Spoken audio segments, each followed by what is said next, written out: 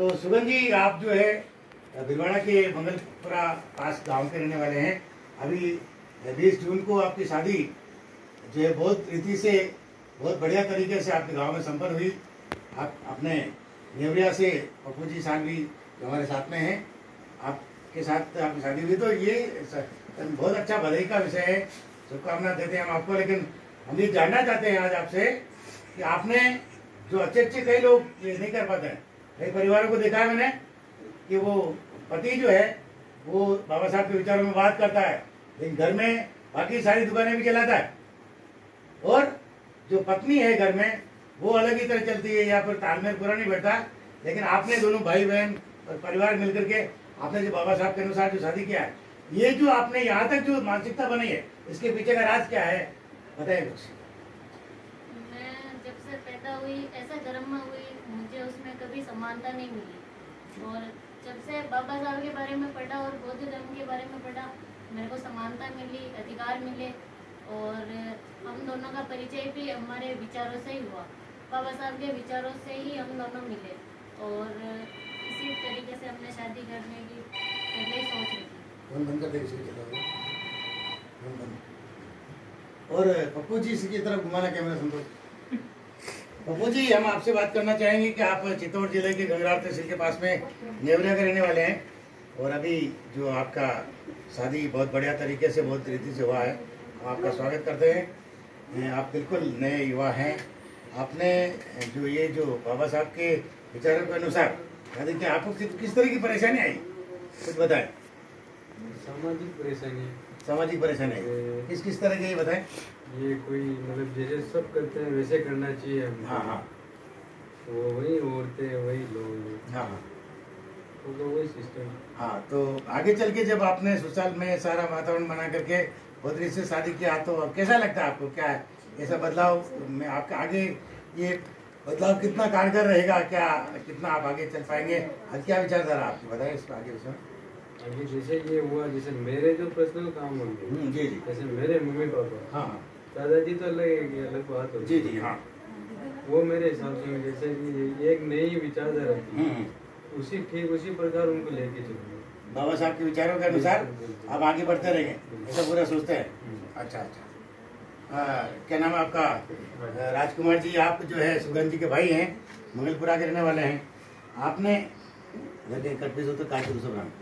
अगर कहीं आपको ये जो हमने जब फिर दोहराते हैं कि आपका जो परिवार में जो शादी था उसका जो कार्ड छपा, उस कार्ड को देख करके हम बहुत प्रभावित हुए।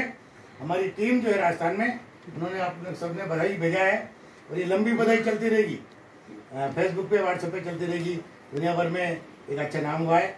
लेकिन हम आपसे जानना चाहते हैं खासतौर से कि आपके परिवार में, जहाँ एक छोटा सा गांव है, गांव में इतनी बड़ी ऊर्जा नहीं है बाबा साहब के प्रति, लेकिन आपके घर में जगह जगह हमने बाबा साहब की तस्वीर देखी, महात्मा फुले, सावित्रीबाई फुले, रमाबाई फुले की तस्वीर हमने देखा, और उस अनुसार ही चलते हुए आपने अपनी बहन की शादी कराया। ये जो ऊर्जा मिली है आपको, इसके पीछे का इतना बड़ा पावर आपके पास कैसे इकट्ठा हुआ, कुछ बताइए। सर, इसका सबसे बड़ा तो पावर यही है कि हम शिक्षित हैं जी, और शिक्षा के साथ साथ पहले हम भी अंधविश्वास में ही जी रहे थे जी, और जैसे जैसे बाबा साहब के बारे में हमने जानना शुरू किया तो हम इस अंधविश्वास से दूर जैसे हटने लगे जी। तो आगे चल के हम सिस्टर की भी यही इच्छा थी कि मैं शादी मेरी इस तरह से होना से चाहिए, हो। हाँ। तो हमने घर में भी ऐसा वातावरण बनाया, मम्मी पापा को भी इस तरह से समझाया कि ये कुछ बदलाव होना चाहिए। गांव के लोगों ने और समाज में भी बहुत सारे लोगों ने मतलब इसका विरोध किया, तो हमने उनको विरोध को दूर करते हुए मतलब ये ठान लिया था कि शादी इसी तरह की होगी, चाहे कितना भी विरोध हो, चाहे समाज के लोग कुछ भी कहे, परिवार वाले भी कुछ भी कहे, पर हमने ठान ली थी कि शादी इसी तरह से कराएंगे। तो सबको तैयार करके इनके परिवार से भी समझाया, लोगों को हमारे परिवार से भी समझाया, और हमने इस तरह से ये मतलब शुरुआत करी है। बहुत अच्छा, बहुत बढ़िया। आगे के जो जैसे आप बात करते हैं कि राजकुमार जी, हमने आपको देखा कि आप बहुत अच्छे वो क्या है, आर्टिस्ट भी है। बाबा साहब की तस्वीरें मकान पे आपने खुद ने अपने हाथों से बढ़िया बना करके लगा रखी है। इतना कभी आपने अगर पढ़े तो अपन भी आपसे आग्रह करेंगे, तो इतनी एबिलिटी रखते हैं, पढ़े लिखे हैं आप, अपनी बहन को भी खूब पढ़ाया, और परिवार को भी मना लिया कि ना, ये बहुत बड़ी बात होती है। आप अपने परिवार में जो लोग इस रास्ते पर हैं उनको मना करके रास्ते पर ले आना बहुत बड़ी बात होती है।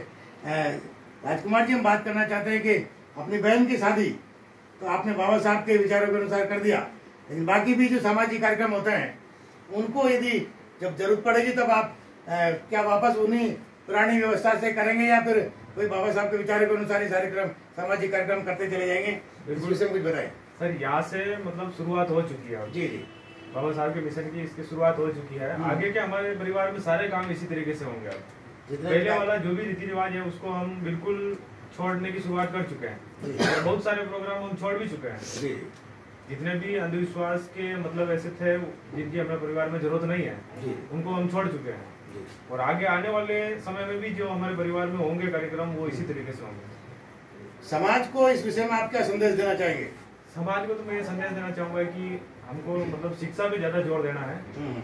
शिक्षित होगा परिवार तभी हम अंधविश्वास से दूर भागेंगे। और सबसे बड़ा महत्वपूर्ण यह है कि एक परिवार में अगर लेडीज इस चीज को पकड़ लेती है तो पूरा परिवार मतलब अंधविश्वास से दूर चला जाता है। तो लेडीज को लड़कियों को ज्यादा से ज्यादा शिक्षा में लाना जरूरी है। बहुत बहुत धन्यवाद।